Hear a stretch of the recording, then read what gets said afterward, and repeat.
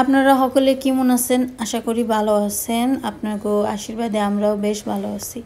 তো আইলাম আরেকটা নতুন ভিডিও নিয়ে। আশা করি আপনাদের এই ভিডিওটা অনেক ভালো লাগবে। তো রিসেন্টলি ভিডিওতে আপনারা কমেন্ট করে জানাইছেন যে আমার বাসা নাকি আপনাদের ভালো লাগে না। আসলে ব্যাপারটা কি কোন, তো এটা তো আমার গ্রামের ভাষা, এর জন্য হয়তো আপনাদের শুনতে ভালো লাগে না। কিন্তু আমার আরেকটা চ্যানেল আছে যেটাতে আমি সুন্দর করে শুদ্ধ ভাষায় কথা কই, আপনারা কিন্তু এই চ্যানেলটা দেখতে পারেন। এই চ্যানেলটা হচ্ছে যারা শুদ্ধ ভাষা পছন্দ করেন না, আমার মুখে নাকি শুদ্ধ ভাষা মানায় না, গ্রামের ভাষা কইলে নাকি মানায়, আবার গ্রামের ভাষা কইলে কোন যে আমার মুখে নাকি গ্রামের ভাষাও মানায় না, তাই আমি কোন ভাষায় কথা কমো কনছে? আমি তো আর ইংলিশে কথা কয়ে পারি না, তাহলে কমো কোন ভাষায়? গ্রামের ভাষাও আপনাকে ভালো লাগে না, শহরের ভাষা কইলেও কোন আমার মুখে মানায় না, তাহলে কোন ভাষায় কথা কম কনছে দেখি আপনারাই কোন। আসলে আমি এখন দুই ভাষা মিশিয়ে কথা কই, এটা আমার হয়ে যায়, এখন আমার কিছু করার নাই।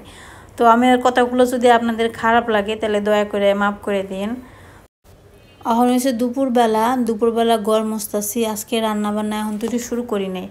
আজকে মন চাইলো একটু রান্নাবান্না দেরি করে করি। প্রত্যেক দিন সকালবেলা রান্না করতে ভালো লাগে না, তাইতে ভাবলাম আজকে একটু দেরি করে রান্না করি। তো গড় মুছতে যে তো বোঝেন কত কাহিনী, একদিক থেকে গড় মুছতেছি আর পোলা পানে দৌড়ে দৌড়ে ঠাস ঠাস করে পড়ে যেতেছে। গড় মোছার সময় সবসময় কই পোলা পান্ডে যে এক জায়গায় বইসা থাক, কিন্তু কথা শুনে না। আর সারা হয়েছে স্কুল থেকে একটু আগে আইলো, এখন ওরে হয়েছে ড্রেস খুইলা কইছে তুই একটু ফ্যানের নিচে বইসা থাক, তারপর ওরে স্নান করাই দিম। কিন্তু উনি তো শুনতে রাজি না, উনি খালি দৌড়াদৌড়ি করতেছে। আর গড়ের অবস্থা এত খারাপ করছে বুঝছেন। আপনারা অনেকেই কন দেহি যে আমি নাকি গড় দৌড় একটু পরিষ্কার রাখি না। কি করুম কনসে পোলাপানের জ্বালায় দিনে যে কতবার আমি গড় পরিষ্কার করি, এটা তো আর আমি ক্যামেরাতে দেখাই না, এর জন্য আপনারা জানেন না যে আমি কতবার গড় পরিষ্কার করি। অনেকবার গড় পরিষ্কার করি, কিন্তু তারপরেও গড় গুছিয়ে রাখতে পারি না। পোলাপান থাকলে আসলে গড় গুছানো যায় না, কি আর করার। তো এখন হয়েছে আমার রুমটা মুছে নিতেছি। এটা হয়েছে আমার রুম, এই রুমে আমি থাকি। আর একটা রুমে হয়েছে আমার বর কাজ করে, আর একটা রুম খালি পড়ে থাকে, যে রুমটা আমার শ্বশুর শাশুড়ির লেগে রাখছি। শ্বশুর শাশুড়ি কয়দিন পর বাসায় আইব, তখন ওই রুমটাও ব্যবহার করা হইব। তো ঘরটর মোছা হইলে এরপর এসে রান্নাবান্না করুম। আজকে দেখি কি রান্নাবান্না করি, কাটাকুটি কইরা আইছি। তারপরে অনেক সময় দেখা যায় যে প্ল্যান চেঞ্জ হয়ে যায়। তো আজকে ভাবলাম যে ফ্রিজে ডাটা রয়েছে কয়টা, ডাটাগুলো নষ্ট হয়ে যাব না খাইলে। এর জন্য আলু দিয়ে, বেগুন দিয়ে, ডাটা দিয়ে, কাতলা মাছ দিয়ে রান্না করুম। আর ওইসে আর দেখি কী রান্না করা যায়। তো ফ্রিজে মা ওইসে কচু নিয়ে আইছিল, কচু সিদ্ধ করে রেখে দিয়েছিলাম। তো ভাবলাম যে আজকে ইলিশ মাছের মাথা দিয়ে কচু শাক রান্না করি। কচু শাক আমারও খুব পছন্দ, আমার বর মহাশয়েরও খুব পছন্দ, আমাকে দুজনেরই পছন্দ। এর জন্য ভাবলাম কচু শাক আর কাতলা মাছের তরকারি করি ডাটা আলু বেগুন দিয়ে। আর পোলাপানের লেগে এইগুলোই খাওয়ামো, আর আলাদা কিছু রান্ধব না। আমি চেষ্টা করতেছি আস্তে আস্তে যাতে ওদেরকে আমরা যে খাবারগুলো খাই, মানে নর্মাল যে রান্নাগুলো করি ওই রান্নাগুলো ওদের খাওয়ানোর চেষ্টা করতেছি। প্রতিদিনই ওদের জন্য আলাদা রান্না করতে ভালোও লাগে না, আর ওই রান্নাটা আসলে স্বাদও হয় না। তো প্রথমে হয়েছে আমি সুন্দর করে সবজিগুলো ধুয়ে আলাদা করে রাখছি। কারণ হচ্ছে যে আলু একটু শক্ত সবজি, বেগুন একটু নরম সবজি। ডাটার সাথে আলু একসাথে রান্না করা যায়, কিন্তু বেগুনটা আলাদা করে পরে দিলে কিন্তু ভালো হয়। রান্না করার সময় অনেক কিছু চিন্তা ভাবনা করে রান্না করার লাগে। রান্না করার সময় তো কত কিছু চিন্তা করি, সবসময় চিন্তা করি যাতে রান্নাটা ভালো করানো যায়, কিন্তু অনেক সময় দেখা যায় যে রান্না ভালো হয় না। কিন্তু ছেলে মানুষ কথা কওয়ার সময় কিন্তু ঠাস ঠাস করে কইয়া বহে আজকে কী রাঁধছ, একটু স্বাদ হয় নাই। কিন্তু সারাদিন খাইটা খুঁইটা রান্না করে কাটে রেঁধে এত কিছু মানে করে করে রান্না করি যাতে রান্নাটা একটু স্বাদ হয়, কিন্তু তারপরও রান্না স্বাদ করতে হয় না, অনেক সময় স্বাদ হয় না বা স্বাদ করতে পারি না। কিন্তু মানুষ এটা বুঝে না, মানুষ কথা কওয়ার সময় খালি যা মুখে আহে তাই কয়। কি আর করার কোন, মহিলাগো কাম রান্না বান্না করা, সংসার সামলানো, এগুলো করতেই হবো। তাতে আপনি প্রশংসা পান বা তিরস্কার পান, এটাতে যাই আসে না কিছু। তো কচু তো আগে সেদ্ধ করে রাখছিলাম, এর জন্য এই রান্নাটা খুবই তাড়াতাড়ি হয়ে গেছে।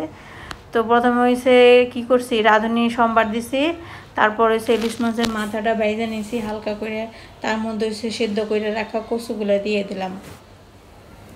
এখন হইলো কচুর সাথে ওই মাছের মাথাগুলোর একটু থেতলে মিশিয়ে নিব, তাহলে সুন্দর একটা গ্রান আইব কচু শাক দিয়ে। আর সব শেষ হয়েছে রসুন দিম। আর এইখানে হয়েছে কাতলা মাছ ভাজমো, বাজার লেগে এনে হলুদ গুঁড়া দিলাম, মরিচ গুঁড়া, এরপর লবণ দিলাম। এখন হয়েছে হাত দিয়ে মাইখে নিব। একটু বড় মাছ রান্না করার সময় একটু মশলাপাতি বেশি দিলে ভালো লাগে।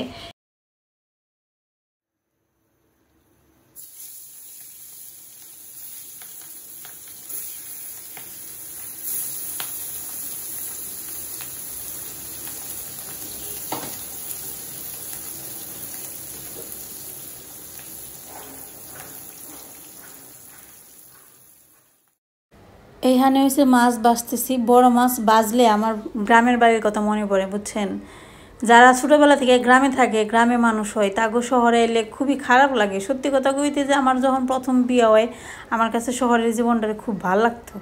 এখন বয়স হয়ে গেছে, 10-11 বছর কাটিয়ে ফেলেছি, এখন কেন জানি না শহরের জীবনটারে বুন্দে বুন্দে লাগে, ভাল লাগে না। কিন্তু পোলাপানের জন্য থাকতে হয়, কারণ পোলাপানের ভালো স্কুলে পড়ামো, একটু ভালো পরিবেশ, এগুলোর জন্য আসলে থাকা হয়। এখন আর মন চায় না বাসায় থাকতে, এখন মন চায় যে গ্রামের বাড়ি যাই, গ্রামের সবজি চাষ করুম। আবার গ্রামে গেলে পরে কষ্টও লাগে, বুঝছেন। গ্রামে তো কারেন্ট থাকে না, দেখা যায় বেশি গরম পড়লে গ্রামে অনেক কষ্ট লাগে, এরকম আর কি। কোনো জায়গায় আসলে মানুষ শান্তি পায় না, এটাই মূল কথা। শান্তিটা মানুষের মনের ভিতরে, শান্তি না থাকলে কোনো জায়গায় শান্তি পাওয়া যায় না। কি আর করার কোন। এদিকে কচু শাক প্রায় আমার হয়ে গেছে, আর ওইদিকে আমি মাছটা ভেজে এরপর হয়েছে মাছের ঝোলটা বসিয়ে দিলাম, একটু জিরে ফোড়ন দিলাম, তারপর আলুটির আগে ভেজে নিলাম, তারপরে এখানে হয়েছে আমি বেগুন আর ডাটা দিছি। এখন বেগুন আর ডাটা হইলো সুন্দর করে একটু ভেজে নিব। আর এদিকে আমার কচু শাক রান্না প্রায় হয়ে গেছে, এখানে হয়েছে আমি এখন দিব রসুন বাটা। আপনারা হয়তো কইবেন যে ইলিশ মাছের মাথার সাথে রসুন বাটা না দিলেও হয়, কিন্তু রসুন বাটা দিয়ে একদিন খেয়ে দেখেন, বুঝছেন। মাঝে মাঝে আমি যে রেসিপিগুলো আপনাগুলোকে শেয়ার করি, ওই রেসিপিগুলো আপনারা মাঝে মাঝে বাসায় রেঁধে খেয়ে দেখবেন, তাহলে বুঝবেন যে আসলে ডিফারেন্সটা কি। অনেকেই আছে যে না যায় না বুঝে হুদাহুদি কোনো একটা কথা কমেন্ট সেকশনে লিখে দেয়, কিন্তু এটা না লিখে দিয়ে আপনারা খেয়ে দেখবেন, খেয়ে দেখলেই বুঝবেন। আর এদিকে হয়েছে আমার ডাটা আলু প্রায় ভাজা শেষ। এখন হয়েছে এর মধ্যে পরিমাণ মতো জল দিয়ে দিলাম, কিন্তু ডাটাটা দেখতে সুন্দর দেখা গেলেও সহজে গলে নেয়, অনেকক্ষণ বইরে ডাটা রান্না করতে হয়েছে। তো মেয়া মানুষের কাম তো বুঝেনি, এক কাম নিয়ে বসে থাকলে হয় না। এইদিকে রান্না করতে করতে কতগুলো থাল বাসন জমে গেছে। এখন থাল বাসনগুলো ভাবলাম যেহেতু তরকারিতে জল দিয়ে দিছি, জল বলকাইতে এইতে মানে সবজি সিদ্ধ হইতে হইতে এইদিকে আমার থালা বাসন ধোয়া হয়ে যাইব, তাইলে দেখা যাবো যে রান্না করতে করতে আমার কাজকর্ম মোটামুটি শেষ হইব রান্নাঘরের। যেহেতু গড়টর মুছা হয়ে গেছে, আমার আবার সব কাজ শেষ করতে করতে 12টা বাজে, মানে 12টা সময় পর্যন্ত আমার রান্না বান্না খাওয়া দাওয়া সব কিছু শেষ করি সকালের। মানে সকালের খাবার খাই হলো 9টার দিকে, তারপর দুপুরবেলা রান্না অনেক সময় সকালে করে ফেলাই, যেদিন সকালে করতে না পারি সেদিন একটু দেরি করে করি। মানে যখনই করি না কেন সব কিছু কাজ শেষ করতে করতে আমার 12টা বাজে। 12টার সময় আমার সব কাজকর্ম শেষ হয়ে যায়। তারপর হয়েছে আমি আর কি পোলা পান্ডে খাওয়াই 1টার দিকে, তারপর আমরা দুজনে খাওয়া দাওয়া করি। মানে 2টার সময় আমার মোটামুটি সব কাজকর্ম শেষ হয়ে যায়। তারপর বিকেলের দিকে একটু রেস্ট নেই, মন চাইলে ঘুমাই, নইলে আবার আমার এডিটিংয়ের কাজ তো আছে। সংসারের কাজের পাশাপাশি যদি অন্য কোনো কাজকর্ম করা যায় তাহলে কিন্তু অনেক ভালো হয়। আপনারা অনেকেই আছেন যারা ইউটিউবে অনেক খারাপভাবে দেখেন, খারাপ মন্তব্য করেন।